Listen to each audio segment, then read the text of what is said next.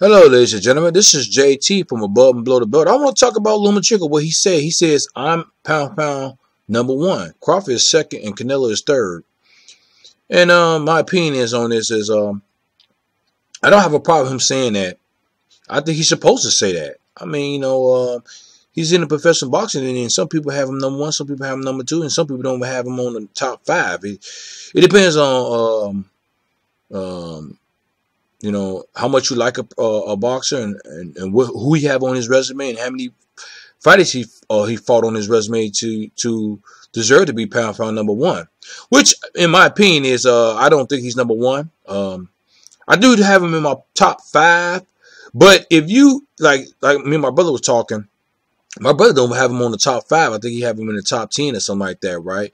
I wouldn't even disagree with that because he only has 14 fights total. And out of the 14 fights, he lost one with Orlando Salido, and he has 13 wins and 10 KOs. But at the same time, I think the hype was around him. He had 396 wins and one loss in the amateurs, right? You know what I'm saying? And he's a good fighter. A special talent, I would definitely say that. But great, it's too soon to say that. You know what I'm saying? I don't think nobody was calling somebody great when they were still boxing. You know what I'm saying? Let them retire and then let them see. Let us see after when they done, and then we'll judge them. You know what I'm saying? Don't do it now. It's too soon, especially with a person with 14 overall with 14 wins and one loss. No, I'm not going. He's not my number one pound for pound number one. And you know what I'm saying? And he fought what? Gary Russell, then he fought Nicholas Walters and Rigondeaux, Linares, Pedraza, and Pedraza here. I think he had one loss already when he fought Gervonta Davis, and I know he definitely had one loss when Lomachenko fought him, or maybe even two. But he was not an undefeated fighter. He was, and Rigondeaux went up 2 weight classes to fight him. Now, Rigondeaux definitely went up 2 weight classes. Not Mikey Garcia went up 2 weight classes to fight Errol Spence Jr. He fought at 140 2 times, and then I think he was going back down to fight somebody else to 135, and then he decided to fight Errol Spence at 147, right? So he fought at 140, so he went up 1 weight class. So Rigondeaux really went up 2 weight classes to fight Lomachenko, and Lomachenko quit, which I say Lomachenko stopped him. And how much credit can you give a person coming up with 2 weight classes to fight another person? You know what I'm saying? Nicholas Walters, I don't know who he's not a well-known name like that. I don't know if he was special or not at the same time. And then Gary Russell wasn't who he is now. You know what I'm saying? I mean, as in popularity wise. I mean, people know Gary Russell is a little bit now compared to in 2014 when Lomachenko fought him. You know what I'm saying? But I will give Lomachenko the credit of beating Gary Russell Jr. because Gary Russell still had the same hand speed, and I say somewhat the skill set. And you know what I'm saying? He knew his IQ in the ring. But I think his IQ in the ring is much better now, I would say. But I still give Lomachenko credit for beating Gary Russell. Nicholas Walters, he was an undefeated fighter. I give him credit for that, but Nicholas Walters was not a well-known fighter. Rigondeaux, I can't give him. So he did beat him, but how much credit can you give him?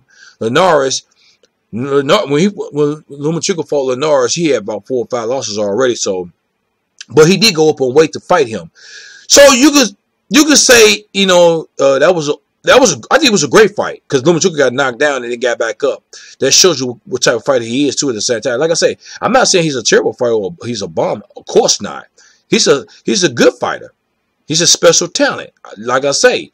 But it's too soon to say he's great or him to say he's number one pound for pound number one because that's disrespectful to say that a dude with 13 wins and 1 loss put him over Terence Crawford, even Canelo Alvarez to a certain degree. Even Canelo Alvarez got 1 loss, but I mean, Canelo Alvarez got Shane Mosley. He got Shane Mosley on there, Miguel Cotto, Amir Khan went up 1 weight class to fight him, I think. But he still got Amir Khan on his resume. But at the same time, He got Triple G, and he got Daniel Jacobs.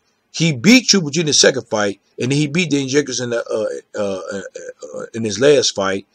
And then he got I forgot who's the Cuban fighter that he fought.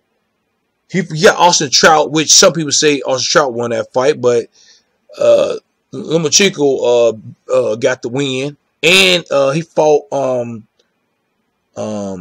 who's the fighter that Canelo Alvarez fought? Lara. Yeah, he fought him, but I think he lost that fight. But anyway, it don't matter. Even if he had 2 or 3 losses, that's still don't define him. I still would put him over Lomachenko. And then, like I say, Terrence Crawford to me is number 1 pound number 1 because he's undisputed. Because Lomachenko haven't been undisputed yet. He haven't done that. He went up 3 weight classes so far. Terrence Crawford went up 3 weight classes too so far. But he did more, as in he was undisputed at light welterweight. Now he got 1 belt at welterweight. The problem with him is he don't have well-known names like Hall of Famers on his resume. Even Lomachenko don't have a Hall of Famers on his resume. The only one who have Hall of Famers on his resume is Canelo Alvarez. You know what I'm saying? In which I put him over Lomachenko. And but at the same time, Terrence Crawford is undisputed, like I said, light welterweight, and he got a belt at welterweight. And now he's trying to fight Danny Garcia, which Danny Garcia don't want to fight him. Manny Pacquiao didn't want to fight Terrence Crawford by the research I did so far. I remember Manny Pacquiao. Lomachenko didn't want to fight Manny Pacquiao. You know what I'm saying?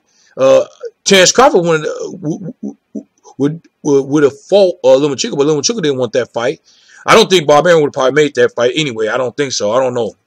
You know what I'm saying? Because it would have been in-house. You know what I'm saying? And Lomachenko said that Terrence Crawford's number 1.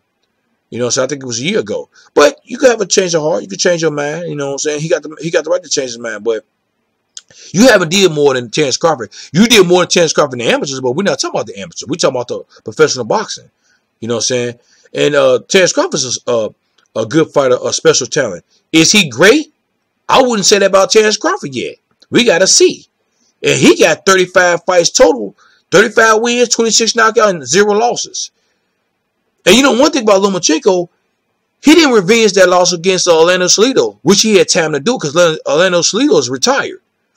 He didn't go and revenge that loss. That's kind of suspect. He never been undisputed in I think lightweight, whatever, or any division that he fought in. He got belts, but he didn't do a lot as Terrence Crawford. And he don't have a lot of well-known fighters on his resume because he only got 14 fights total on his resume. Gary Russell, but at the time, was not well-known like that in 2014. But he is well-known now. So you can't give him credit because Gary Russell been fighting people after that fight and been beating them. You see what I'm saying? So you got to say Gary Russell is a good fighter, special talent too. You know what I'm saying? So you got to give him credit. But Nicholas Walters, Nicholas Walters fought Lomachenko in 2016. That's the last fight that Nicholas Walters fought. So I don't know who he is. You know what I'm saying? And like I say, Linares, he only had 5 losses already when Lomachenko got to him. Pedraza, you know, Gervonta Davis knocked him out. You know what I'm saying? And he fought, and after that, he's fighting this dude named Campbell. I don't know who he is. I got to do my research on him, but he don't have well-known name and not a lot of Hall of Famers on his resume too, just like Terrence Crawford. But Terrence Crawford did do more than Lomachenko. That's why I put and like I said, Terrence Crawford. The only thing is he don't have a lot of well-known Hall of Famers on his resume. That's what's keeping him from his pound for pound. Terrence Crawford being pound for pound number 1 on my list is kind of slipping. He's slipping a little bit because the name on his resume. He did a lot, but he don't have a real known. He should have fought Carol Brook, but this is not about Terrence Crawford. This is about Lomachenko saying he's pound for pound number 1. So at the same time, man, what y'all think about what I'm saying? Do you agree with me? Do you disagree with me? Do you think it's too soon to say for him to call himself pound for pound number 1, or for anybody out there calling him number 1 pound for pound number 1? Or do you think I just got it wrong? You know what I'm saying? What do y'all think? And what do y'all put him if he's not pound for pound number 1? Do you put him number 2, number 3? Because I got Terrence Crawford number 1. I got Alexander Usyk number 2, and then Canelo number 3. If you want to put Canelo number 2 and then Alexander Usyk number 3, I wouldn't mind that either. But Errol Spence is like number 4 or 5 or something like that. Lomachenko is on my 4 or 5. This is back and forth with Errol Spence and him. But Errol Spence haven't did that much either. So that's why he is number 5, so or number 4. Lomachenko is back and forth with them too. But right now, what do y'all agree with me? Do you disagree with me? Leave a comment at the bottom of my page. Subscribe to my page. Like my page. Hit the notification bell for new videos from me. This is JT from Above and Below the Belt. All right, bye.